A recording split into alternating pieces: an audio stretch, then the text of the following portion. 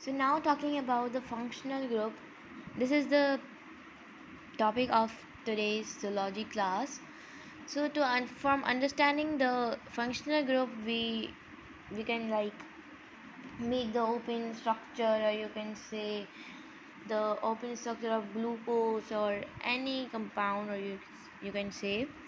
So the functional group is basically the group of element that behave as a unit as a unit. So from the examples you will be understanding the what is functional group definition. So for example, there is a group which is, this is a carbon. Of course we all have known that carbon has a valency in first cell 2 and 6 4, so they have a valency of 4. So there will be like bond, 4 bond will be there in the carbon. So this is a radical. Radical means that any element can came as a radical. There will be like, you can take oxygen, hydrogen, any element, carbon, any element. So here on the left side of the carbon there will be like hydrogen is there, and on radical any element will be there, so it will be known as the ketone group.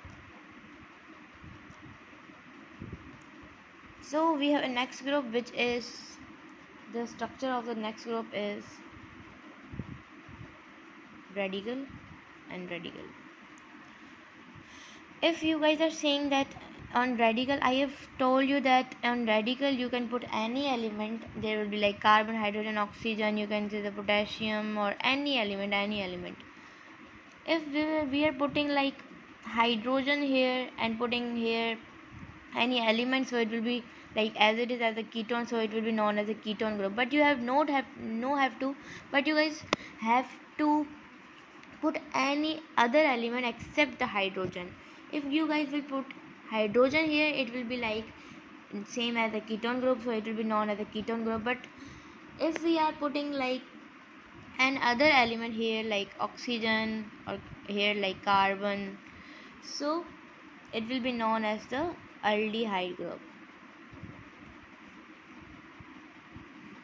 And then compound, there will be like 20 radical can came 20 radical, maximum 20 radical can came.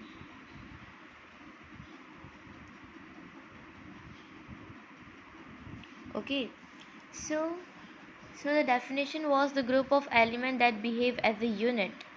These are the group of element and they are behaving as a unit, so it will be known as the functional group. So now talking about the glucose structure, which is carbon 1, carbon 2, carbon 3, carbon 4, carbon 6, carbon 5, carbon 6. Did you guys always know the formula of glucose, which is C6H12 and O6? There are 6 carbon, now 12 hydrogen, double bond oxygen, hydrogen,